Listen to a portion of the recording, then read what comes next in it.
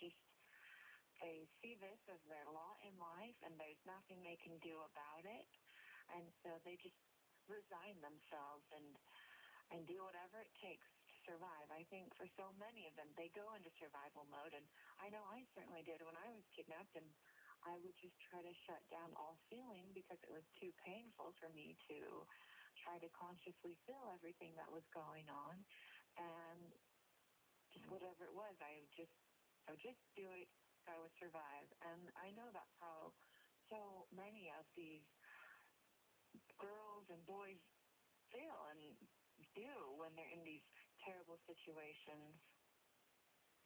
Elizabeth, again, I have more respect for you than, I just don't know who I even put you in the category of. I think you were an amazing, amazing woman.